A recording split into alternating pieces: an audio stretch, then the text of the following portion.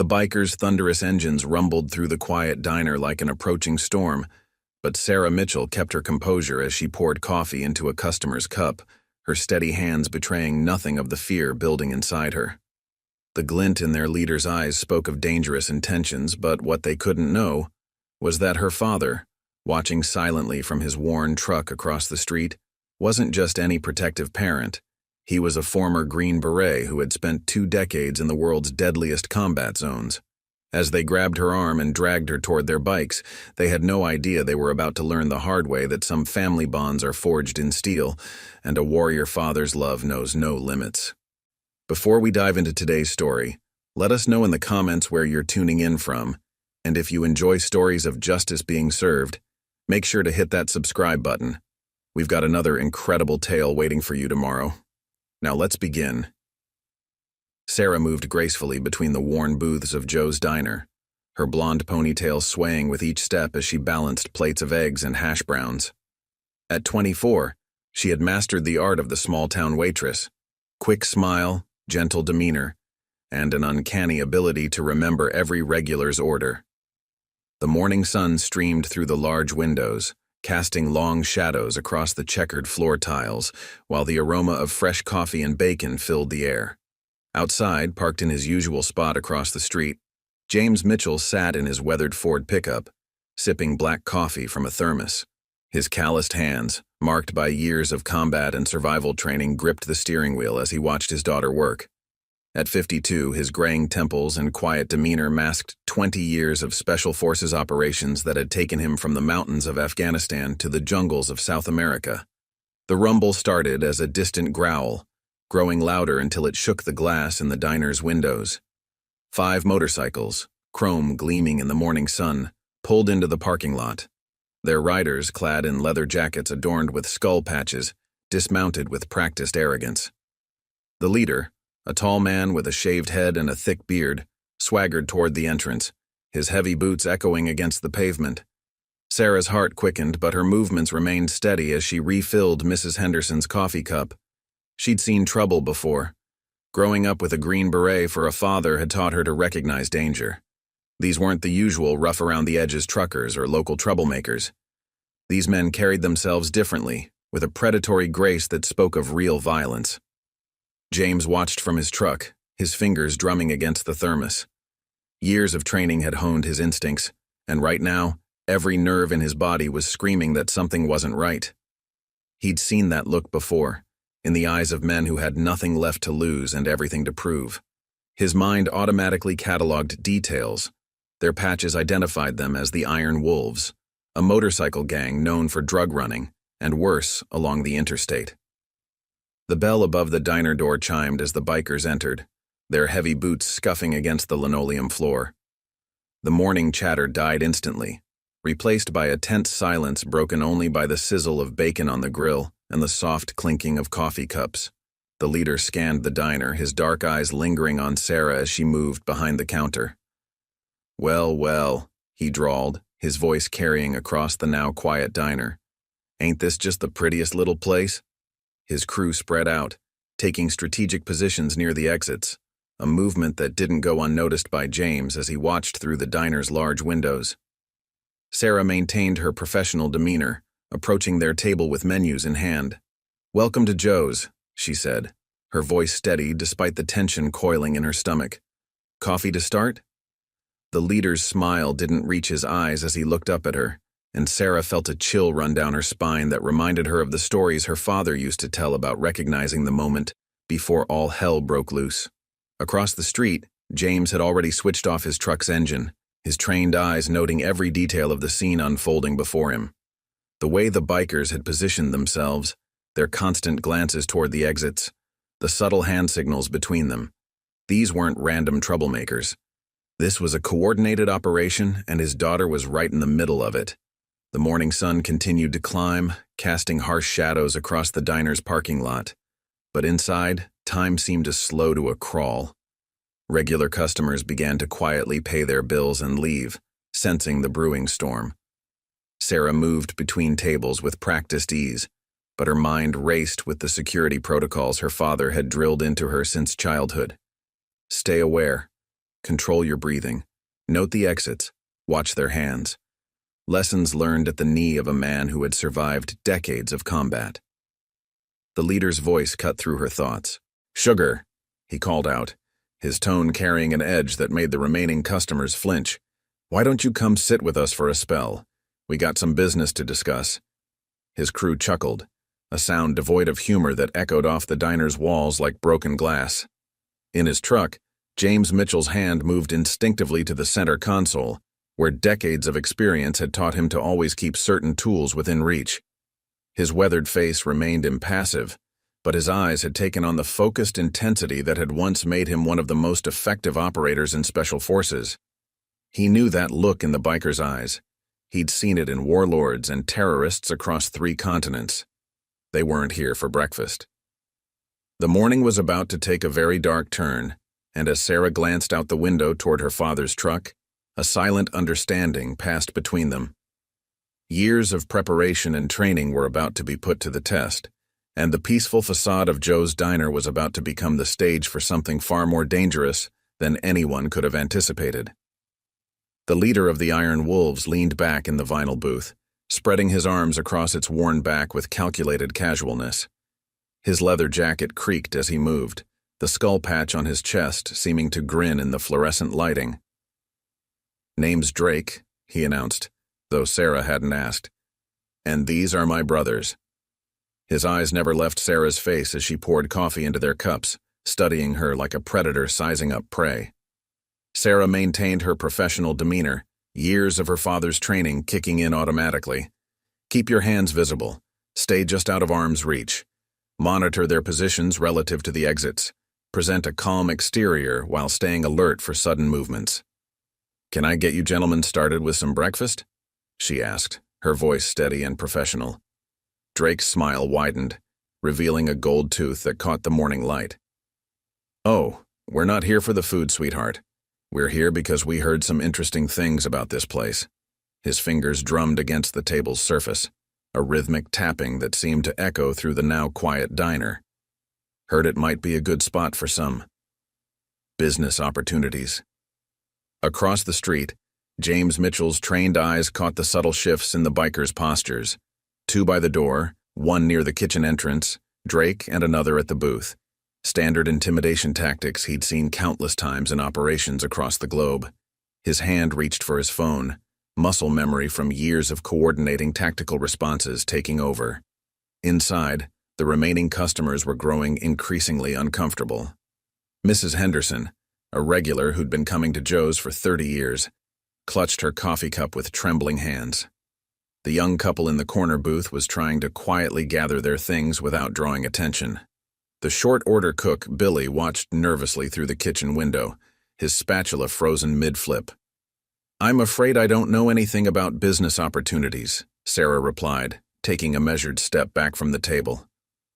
"I just served the coffee." She could feel the weight of Drake's gaze following her movement, calculating, assessing. Her father had taught her about men like this, how they mistook kindness for weakness, how they saw politeness as an invitation to push boundaries. Drake's crew shifted subtly, their movements synchronized with years of practice. The one by the kitchen door, a muscular man with a snake tattoo crawling up his neck, moved closer to the counter. Another, wearing fingerless leather gloves, positioned himself near the main entrance. They were cutting off escape routes, a fact that didn't go unnoticed by Sarah or her watchful father. "See, that's where you're wrong, Sugar," Drake said, his voice dropping to a dangerous purr. "We know all about this place, know about the cash that comes through here, know about the safe in the back office, and we know that a sweet little thing like you isn't going to cause any trouble while we conduct our business." His hand shot out, grabbing Sarah's wrist with lightning speed. Sarah's pulse quickened, but her father's training kept her voice steady. "You're hurting me, sir." The words were calm, professional, but carried a steel edge that made Drake's eyebrows rise slightly. Outside, James Mitchell's jaw tightened as he watched the scene unfold, his mind already running through scenarios and response options. "Hurting you?" Drake's laugh was hollow, echoing off the diner's walls. "Sugar, you don't know what hurting is." But if you don't start cooperating, you're going to learn real quick." His grip tightened, and Sarah could feel the calluses on his fingers rough against her skin. The morning sun cast long shadows through the diner's windows, creating stark patterns across the checkered floor. The usual breakfast clatter had been replaced by a tense silence, broken only by the quiet hum of the refrigerator and the muffled sound of traffic outside. Time seemed to slow, each second stretching like molasses as the situation teetered on the edge of violence. Sarah's mind raced through her options, each scenario playing out in split-second calculations, just as her father had taught her. Drake's grip was strong, but his position was overconfident. The other bikers were spread out, creating gaps in their coverage, and most importantly, they had no idea about the silent guardian watching from across the street, a man who had spent decades perfecting the art of turning dangerous situations to his advantage. "Last chance, sugar," Drake growled, pulling Sarah closer. "You're going to help us have a nice, quiet conversation with whoever's in charge of this establishment.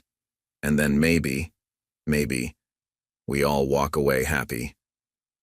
His crew tensed, ready for action, their hands hovering near concealed weapons. Outside, James Mitchell's expression hardened as he watched his daughter being manhandled. 20 years of Special Forces operations had taught him patience, had trained him to wait for the perfect moment to strike. But seeing Sarah in danger awakened something deeper, more primal than his military training. The calm, collected veteran was quickly being replaced by something far more dangerous, a father protecting his child. The morning was about to take a turn that would remind everyone in Joe's diner that appearances could be deceiving, and that sometimes the most dangerous person in the room isn't the one making threats, but the quiet observer watching it all unfold. Sarah's mind flashed to the countless training sessions in their backyard, her father's voice steady and clear in her memory. "When someone grabs you," he'd instructed, "they expect fear. They expect compliance. What they don't expect is calm calculation." She took a deep breath, her eyes meeting Drake's with an unwavering gaze that made him blink in surprise. "You're making a mistake," she said quietly, her tone carrying none of the fear he'd expected. The morning light streaming through the windows cast shadows across her face, highlighting a strength in her features that Drake hadn't noticed before. His grip on her wrist remained tight, but something in her demeanor made him hesitate. Outside, James Mitchell slipped silently from his truck, his movements fluid and practiced. Years of covert operations had taught him the art of becoming invisible in plain sight. He moved like a shadow across the street, each step calculated, each angle considered. His weathered face betrayed no emotion, but his eyes had taken on the focused intensity that his former team members would have recognized instantly, the look of a predator preparing to strike. "Only mistake here is you thinking you have a choice," Drake snarled, trying to reassert control over the situation. He yanked Sarah closer, his gold tooth glinting as he smiled. "Boys, looks like we need to teach this little waitress some manners. Clear out these other folks. We're closing early today." The remaining customers froze in their seats, fear evident on their faces. Mrs. Henderson's coffee cup clattered against its saucer, the sound sharp in the tense silence. The young couple in the corner booth clutched each other's hands, their breakfast forgotten. Billy the cook had disappeared from the kitchen window, hopefully calling the police. Sarah's training kicked in automatically. She noted the positions of all 5 bikers, cataloged potential weapons within reach, and calculated distances to exits, just as her father had drilled into her countless times. "You think you're in control here," she said, her voice carrying an edge that made Drake's smile falter slightly. "But you have no idea what's about to happen." The biker with the snake tattoo laughed, the sound harsh and mocking. "Listen to the tough girl. What you gonna do, sweetheart? Call Daddy?" His laughter died in his throat as Sarah's lips curled into a knowing smile that sent an unexpected chill down his spine. James had reached the diner's side entrance, moving through the blind spots he'd memorized over years of watching his daughter work. His hands, calloused from decades of handling weapons and surviving in the world's most hostile environments, moved with practiced efficiency as he prepared for what was coming. "Last warning," Sarah said, her voice now carrying an authority that made several of the bikers shift uncomfortably. "Let go of my arm and leave. You don't want this to go any further." Drake's face darkened with anger, his grip tightening painfully on her wrist. The other bikers moved closer, their boots scraping against the linoleum floor. "Think you're tough, don't you?" Drake growled, standing up from the booth. He towered over Sarah, using his height to intimidate. "Well, sugar, you're about to learn what happens to people who don't show proper respect to the Iron Wolves." He nodded to his crew. "Get the customers out. We're taking this one for a ride." The morning sun had climbed higher, its rays now striking the chrome of the motorcycles outside, sending brilliant flashes through the diner's windows. Time seemed to slow as Sarah watched the other bikers move toward the terrified customers. Mrs. Henderson let out a small whimper as the man with the snake tattoo approached her table. "You know," Sarah said, her voice cutting through the tension like a knife, "my father always taught me that the most dangerous person in any room is rarely the one making the most noise." Her eyes flicked briefly to the side entrance, a movement so subtle that Drake missed its significance entirely. The biker leader barked out a laugh. "Your daddy teach you a lot of lessons, did he? Well, you're about to learn some new ones." He pulled her roughly toward the door, his crew moving to surround them. The remaining customers watched in horror as the scene unfolded. Outside, James Mitchell had positioned himself perfectly. Through the diner's windows, he could see everything: his daughter's controlled stance, the bikers' positions, the terrified customers. His mind, honed by years of Special Forces operations, had already mapped out exactly how this would play out. He knew the moment Drake grabbed Sarah that violence was inevitable, but years of experience had taught him to wait for the perfect moment. Sarah's resistance was subtle but effective, each movement designed to slow their progress toward the door without escalating the situation prematurely. Her father's voice echoed in her memory. "The key to surviving any confrontation is controlling the timing. Make them fight on your terms, not theirs." Drake's frustration grew with each small delay, each moment of unexpected resistance. "Stop playing games, girl," he snarled, giving her arm another rough yank. "You're coming with us whether you like it or not." His crew had formed a tight circle around them, their faces twisted with cruel anticipation. What none of them realized was that every second of delay was deliberate, every small act of resistance calculated. Sarah wasn't just a waitress buying time. She was a daughter who had been trained by one of the most lethal men ever to wear a Green Beret, and she was setting up a trap that was about to snap shut with devastating precision. The first signs that Drake had miscalculated came not from Sarah, but from the sudden change in the air itself. A subtle shift in pressure, a stillness that his more experienced crew members noticed immediately. The man with the snake tattoo hesitated mid-step, his predatory confidence wavering as instinct warned him something wasn't right. James Mitchell moved through the side entrance like a ghost, decades of combat experience evident in every silent step. His weathered face remained impassive, but his eyes held the cold focus that had once made him legendary among the Special Forces community. The morning sun caught the gray in his temples as he positioned himself perfectly, unseen by the bikers who were focused entirely on his daughter. Sarah felt the change in the air and knew without looking that her father had entered the diner. She remembered the countless training sessions where he'd appear seemingly out of nowhere, teaching her that awareness was about more than just sight. "The human body knows when a predator is near," he'd told her. "Learn to trust those instincts."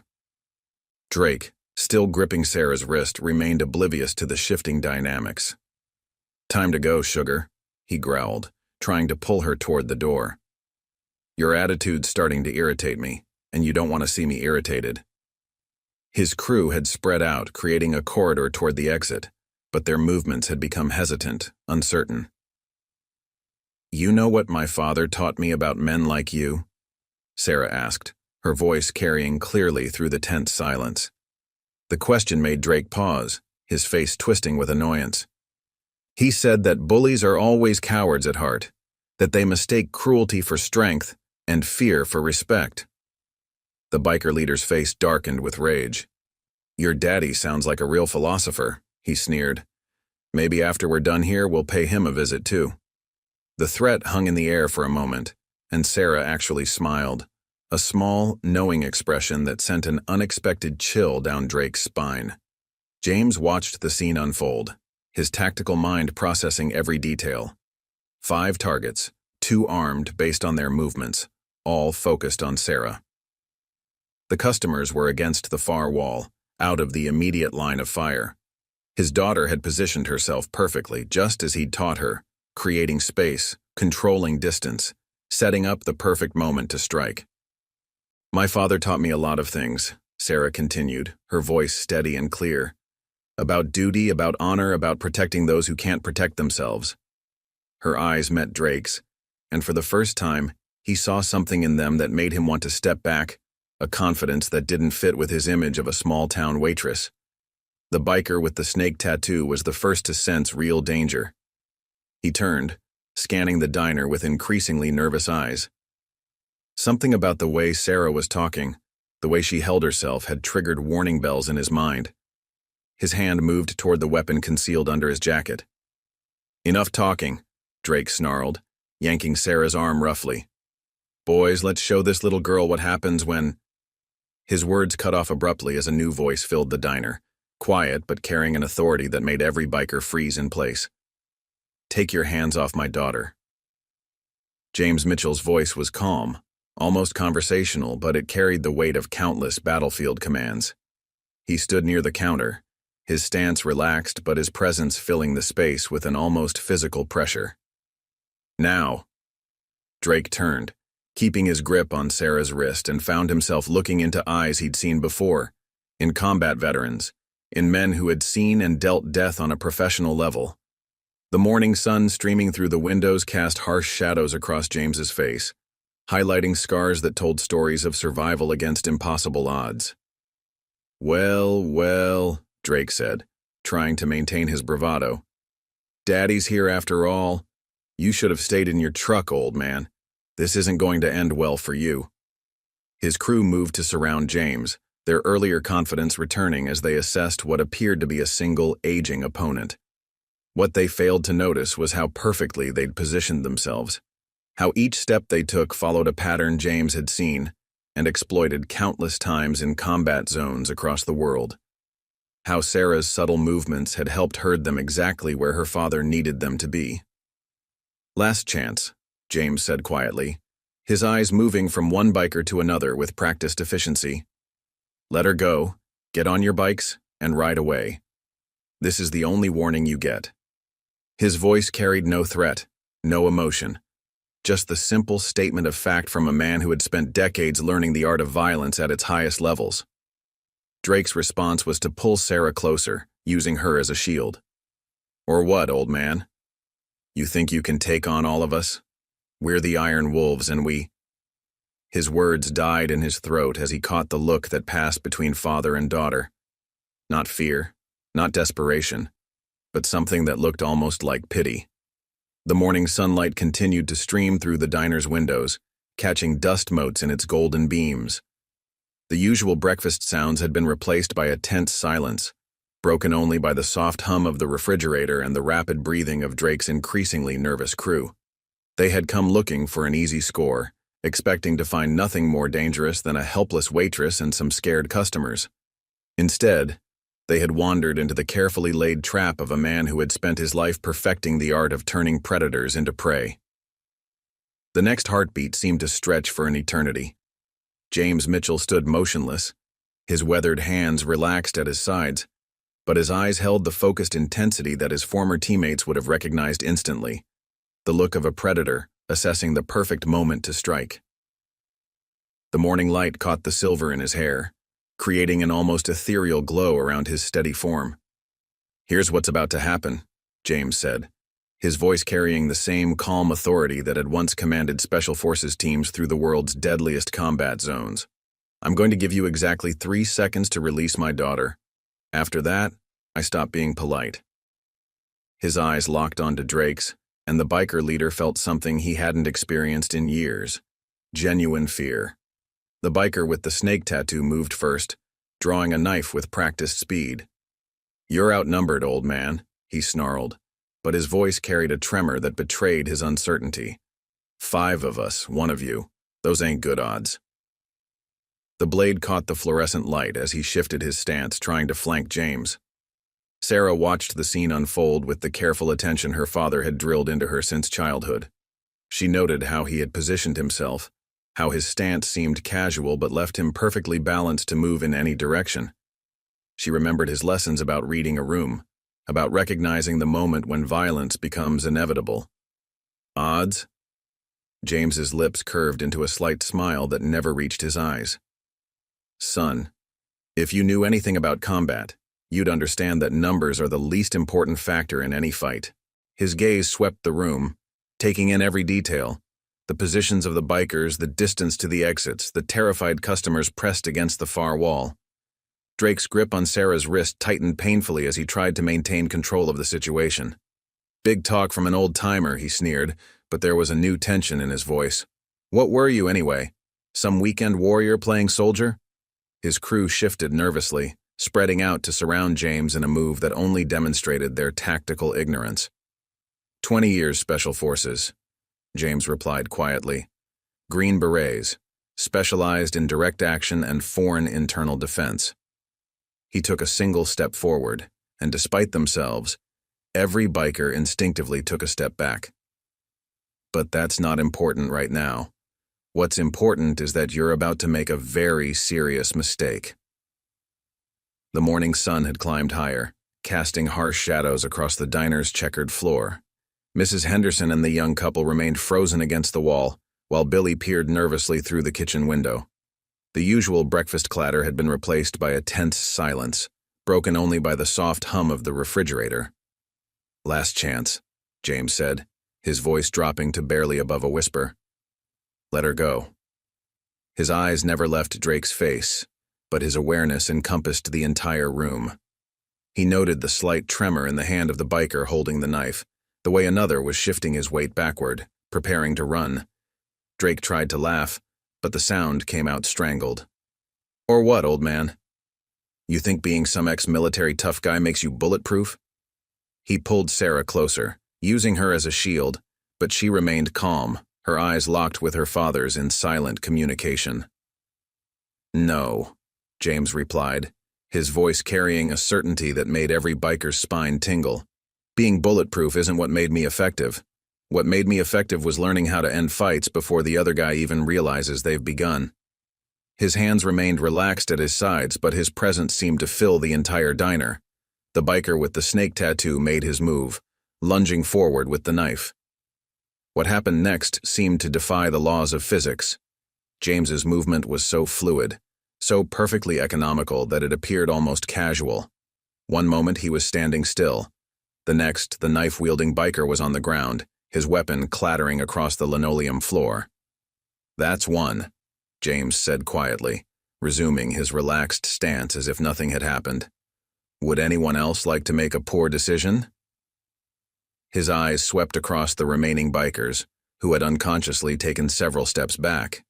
Even Drake's grip on Sarah's wrist had loosened slightly. Sarah felt the shift in the air, the moment when fear began to override bravado in the minds of their attackers. She remembered her father's lessons about the psychology of violence, about how quickly confidence can evaporate when confronted with real skill. The morning light streaming through the windows cast long shadows across the scene, creating an almost theatrical quality to the unfolding drama. Drake's crew looked at their fallen comrade, then back at James, their earlier arrogance replaced by growing uncertainty. The old man hadn't even appeared to move, yet one of their toughest fighters was lying motionless on the floor. The reality of their situation was beginning to dawn on them. They weren't dealing with some aging veteran who could be easily intimidated. They were facing something far more dangerous. 2 seconds left, James announced, his voice carrying the same steady calm that had once guided his teams through midnight raids and hostile territory. The morning light caught his profile, highlighting the angular features that seemed carved from granite. Time's a factor here, gentlemen. Choose wisely. Drake's facade of confidence was cracking. His eyes darted between his fallen comrade, his increasingly nervous crew, and the impassive face of the man standing before him. The grip on Sarah's wrist had become sweaty. uncertain. "You don't understand who you're dealing with," he snarled, but his voice lacked its earlier conviction. "We're the Iron Wolves. Nobody crosses us." Sarah felt the change in Drake's grip and prepared herself, remembering countless practice sessions in their backyard. Her father's voice echoed in her memory. The moment an aggressor's confidence breaks, that's when they're most dangerous and most vulnerable. "Iron Wolves," James repeated, a hint of something almost like amusement crossing his weathered features. "I've dealt with actual wolves in the Hindu Kush. Fought alongside men who earned their stripes in places you couldn't find on a map. Your patches and leather don't impress me." His eyes never left Drake's face, but his awareness encompassed every movement in the room. Two of the remaining bikers exchanged glances, their earlier bravado evaporating in the face of James's calm competence. The one nearest the door took a half-step backward, his hand straying toward the concealed weapon under his jacket. James noticed the movement, but didn't react, maintaining his relaxed stance. "1 second," he announced quietly. The fluorescent lights hummed overhead, their steady drone underlining the tension that filled the diner. Mrs. Henderson had her hands pressed against her mouth, while the young couple huddled closer together, their eyes wide with a mixture of fear and fascination. Drake's face twisted with rage and desperation. "You think I won't hurt her?" he threatened, yanking Sarah's arm roughly. "You think I won't—" His words cut off abruptly as Sarah moved, implementing the techniques she'd practiced hundreds of times under her father's watchful eye. In one fluid motion, she dropped her weight and twisted, using Drake's own grip against him. The movement caught him completely off balance, and before he could react, she had broken his hold and created distance between them. The look of shock on his face would have been comical under different circumstances. "Time's up," James said softly, and everything happened at once. The biker reaching for his weapon found his arm locked in an immobilizing hold before he could touch his gun. Another rushed forward only to meet a precise strike that left him gasping on the floor. James moved with the fluid efficiency of someone who had spent decades perfecting the art of close-quarter combat. Drake, recovering from Sarah's escape, reached for her again, but found himself facing both father and daughter. Sarah had moved to a defensive stance that mirrored her father's, years of training evident in every line of her body.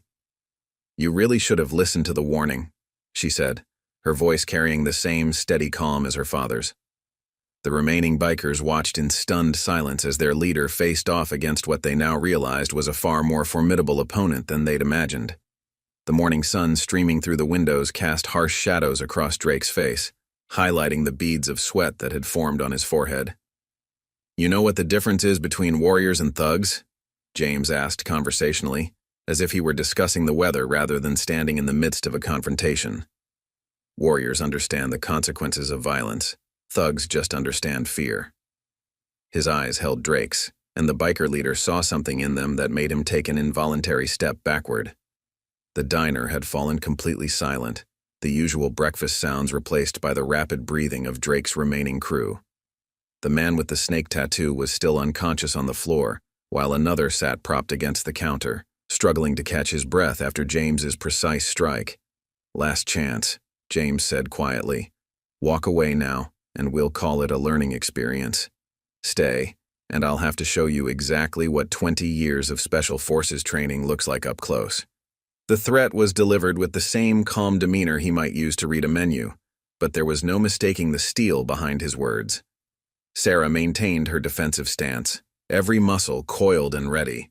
She watched Drake's face, seeing the moment when reality finally penetrated his anger and bravado. The realization that he wasn't dealing with an easy target or a helpless waitress, but with something far more dangerous. A father and daughter trained in the art of warfare. The morning light continued to stream through the diner's windows, illuminating the scene like a spotlight on a stage. The remaining customers watched in stunned silence as the drama unfolded, witnesses to a demonstration of skill and precision that none of them had expected to see in their small-town diner. The moment hung suspended, like a breath held too long, waiting for Drake's decision. Pride and fear warring on his face as he faced the consequences of his terrible miscalculation. Drake's decision crystallized in the narrowing of his eyes and the sudden tension in his shoulders.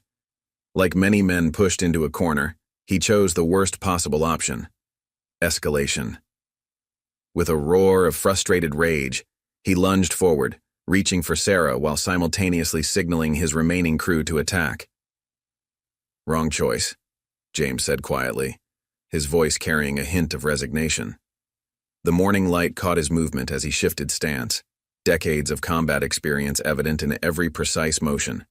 He had expected this outcome: the desperate attack of a man too proud to accept defeat, too arrogant to recognize superior skill.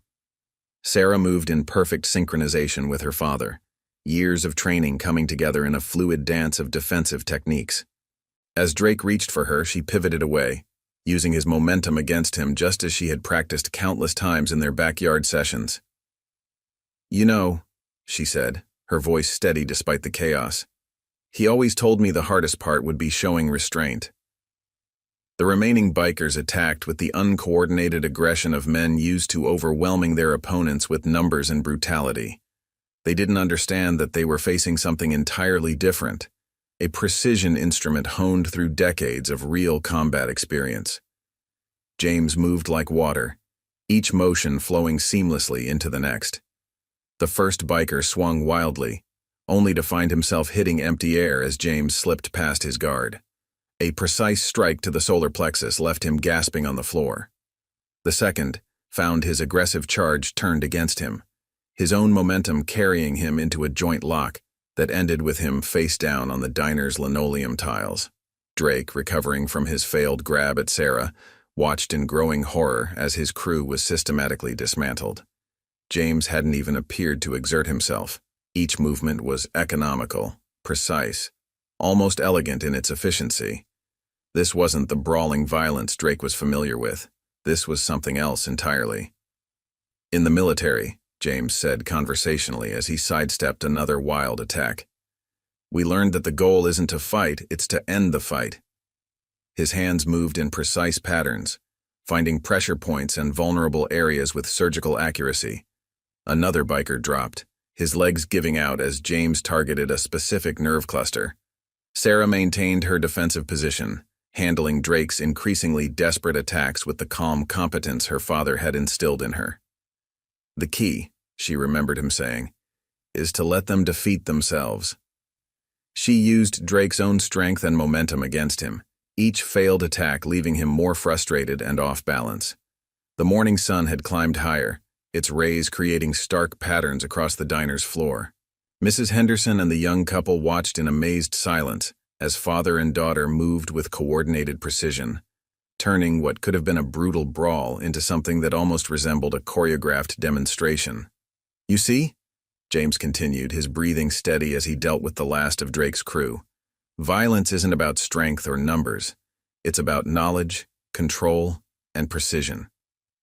His hands moved in swift, efficient patterns, finding vulnerable points with unerring accuracy. Each strike was measured, calculated to incapacitate, without causing permanent damage. Drake, watching his crew being systematically taken apart, felt the last vestiges of his confidence crumbling. The man before him moved with the assured confidence of someone who had faced far worse threats in far more dangerous places. This wasn't just some aging veteran. This was a weapon in human form, honed through decades of real combat experience. Sarah caught Drake's wild swing and redirected it, using his own momentum to send him stumbling. "Dad always said that the most dangerous opponents are the ones who don't need to prove anything," she said, her voice carrying the same calm authority as her father's. "They just know what they're capable of." The fluorescent lights hummed overhead, their steady drone providing a surreal soundtrack to the scene unfolding below. James moved through the space with practiced ease, each step calculated, each motion precise. Drake's remaining crew members found themselves outmaneuvered and overwhelmed, their street-fighting tactics useless against years of professional military training. "The thing about combat," James said, his voice still conversational as he dealt with the last standing biker, "is that it's not about who's tougher or stronger. It's about who's better trained, better disciplined, and better prepared." His hands moved in precise patterns, finding pressure points and vulnerable areas with surgical accuracy. The morning light streaming through the windows cast long shadows across the scene, highlighting the contrast between the chaos Drake had brought and the controlled precision with which James and Sarah had responded. The diner's other patrons watched in stunned silence as the confrontation reached its inevitable conclusion. Drake, his crew disabled, and his own attacks proving futile, finally began to understand the magnitude of his mistake. He had walked into this situation thinking he was the predator, only to discover he was facing something far more dangerous than anything he had encountered in his life of petty violence and intimidation. "Last man standing," James observed quietly, his eyes fixed on Drake as the biker leader backed away from Sarah, finally recognizing the gravity of his situation. The morning light caught the sweat on Drake's face, highlighting the fear that had replaced his earlier bravado. Around him, his crew lay scattered across the diner floor, each one disabled with precise, calculated efficiency. "You don't understand," Drake said, his voice cracking slightly as he glanced between father and daughter. "We're the Iron Wolves. There'll be consequences. The whole chapter will come looking for payback." But the threat sounded hollow even to his own ears, undermined by the tremor in his voice and the way he kept glancing at his incapacitated crew. Sarah maintained her defensive stance, positioned perfectly to support her father's movements. "You know what's interesting?" she asked, her voice carrying the same calm authority as James's.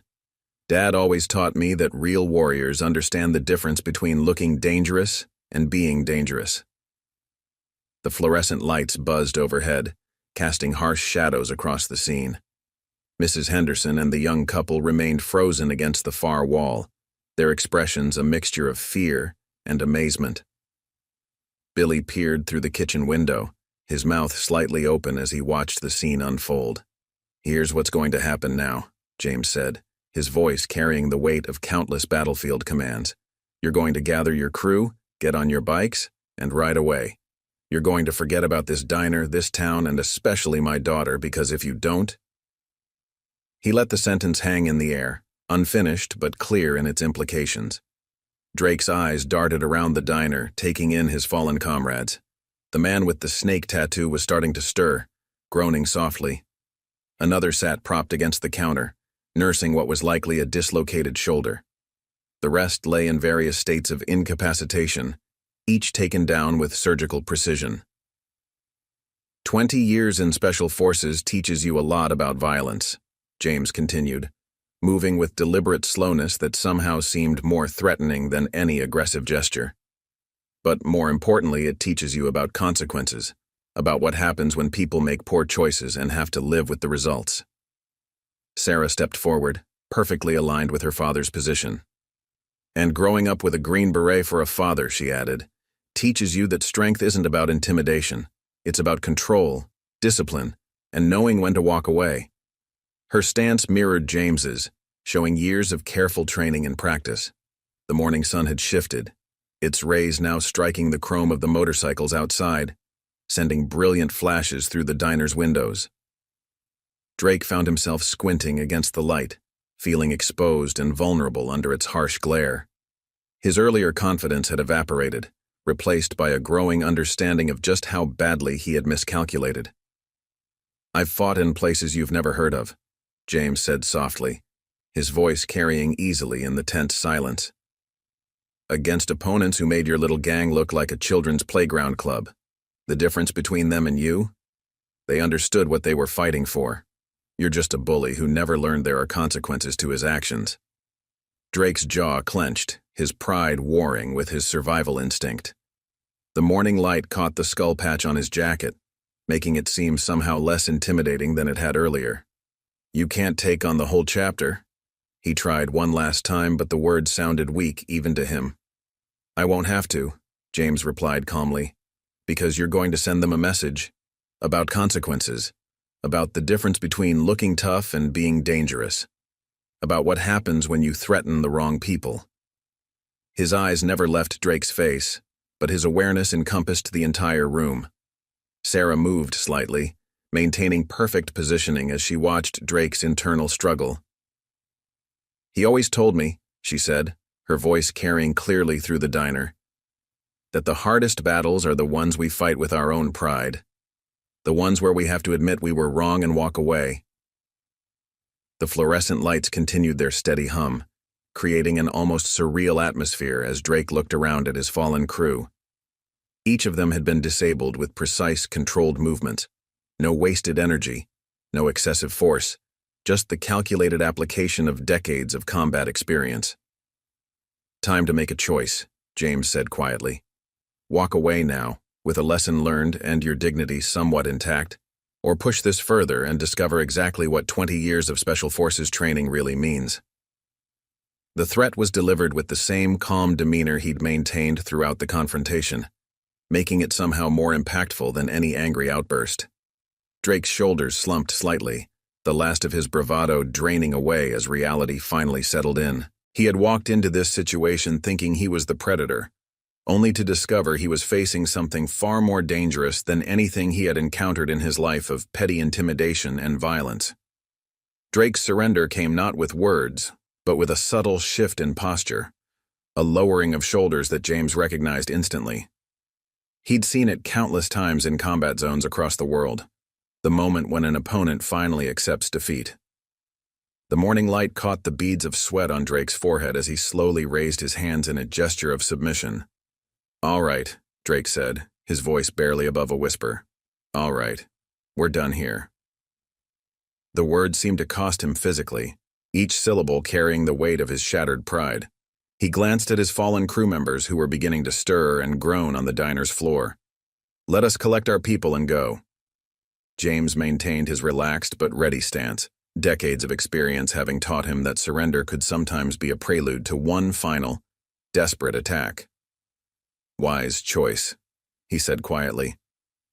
"But understand something. This isn't just about today. This is about tomorrow, and the day after, and every day that follows." Sarah moved with practiced efficiency, maintaining her position of tactical advantage while allowing the fallen bikers space to recover. Her father's training showed in every calculated step, every measured movement. "The door's that way," she said, her voice carrying the same steady authority as James's. "I suggest you use it."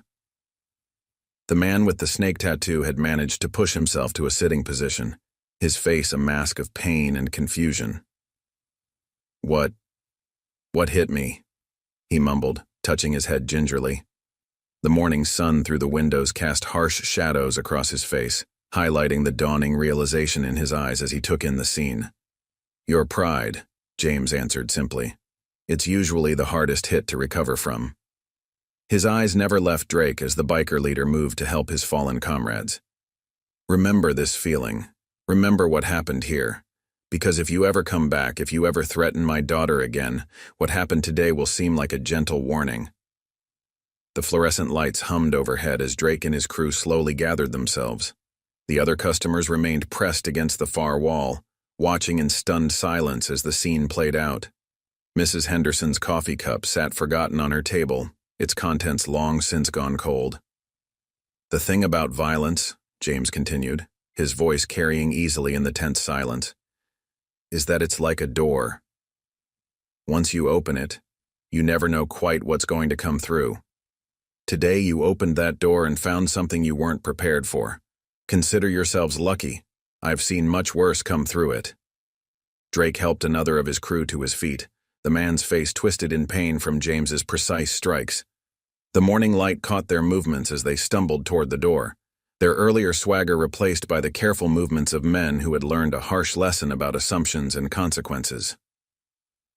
"Dad always said," Sarah added, her voice clear and steady, "that the true measure of strength isn't in how many fights you win, but in how many you can avoid." She watched as the bikers gathered their remaining dignity, each movement showing the impact of their encounter with a level of skill they hadn't known existed. The diner's regular sounds began to return slowly, the soft whir of the ceiling fans, the clinking of dishes from the kitchen, the muffled traffic noise from outside. Billy had emerged from behind his grill, watching with wide eyes as the scene approached its conclusion. The young couple in the corner booth held each other's hands tightly, their breakfast forgotten in front of them. "One last thing," James said as Drake reached the door, his crew gathering close around him. "Spread the word. Let everyone know what happened here.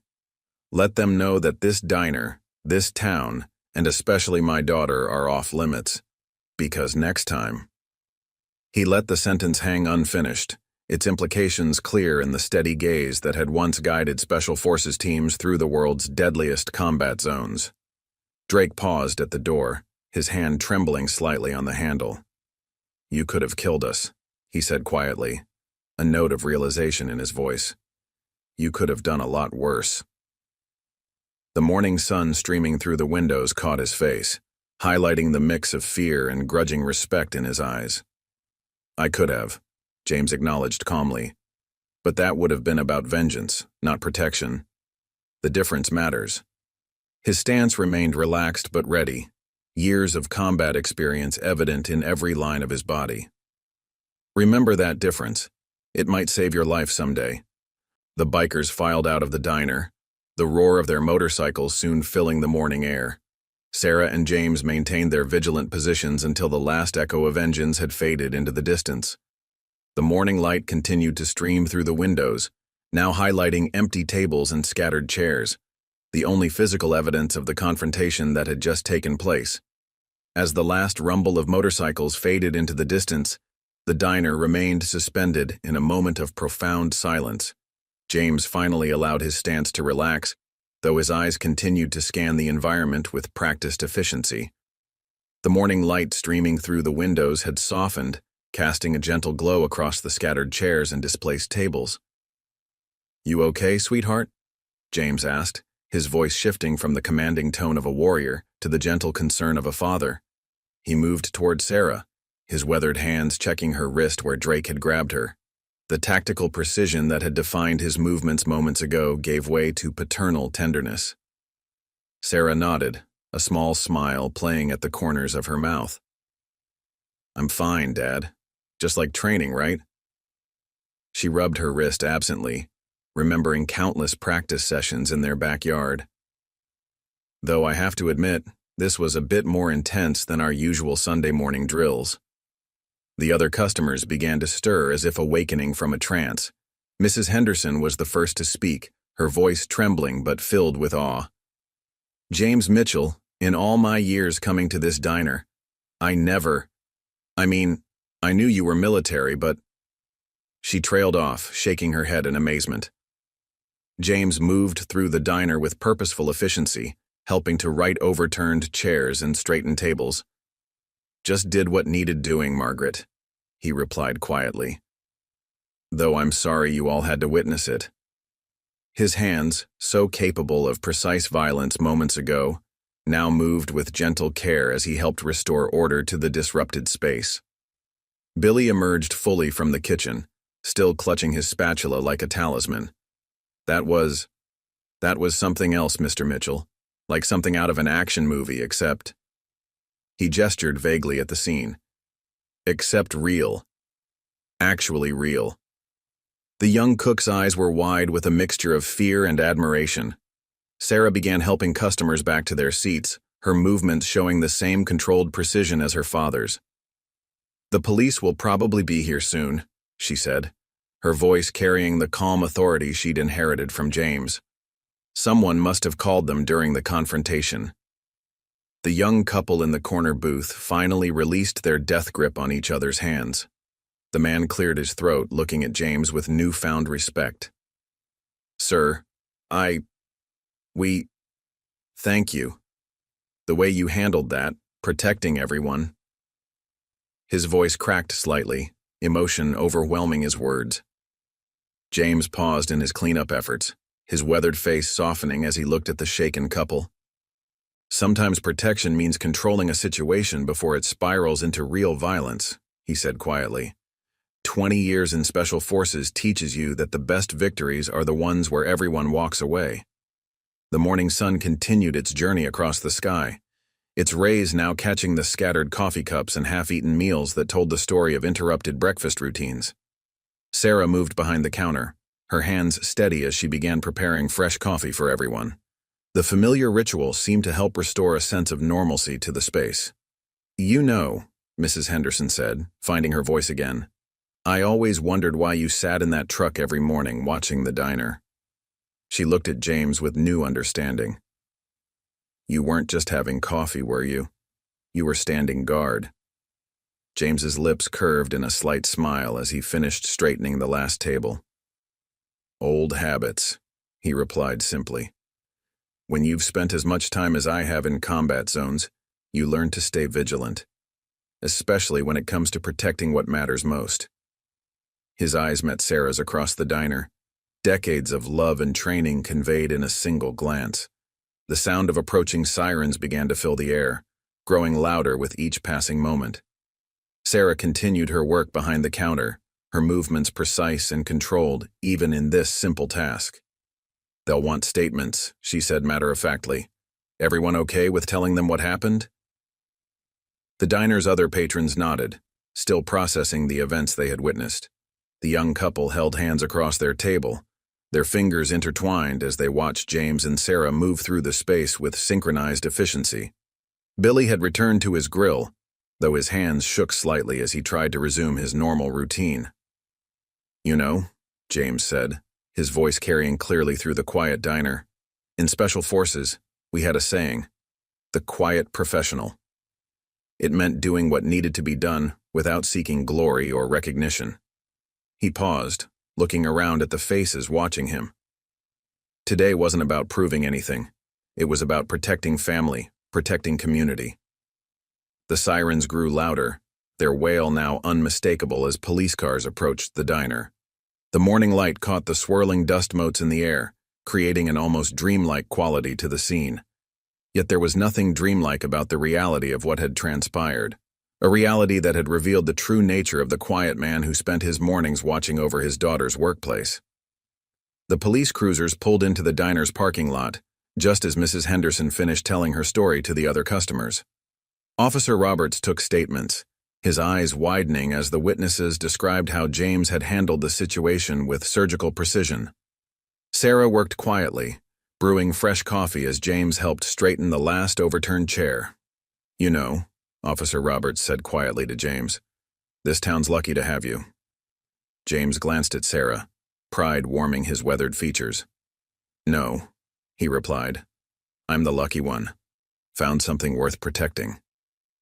The morning sun streamed through the windows, another day beginning at Joe's Diner, now under the watchful eye of its quiet guardian. Up next, you've got 2 more standout stories right on your screen. If this one hit the mark, you won't want to pass these up, just click and check them out.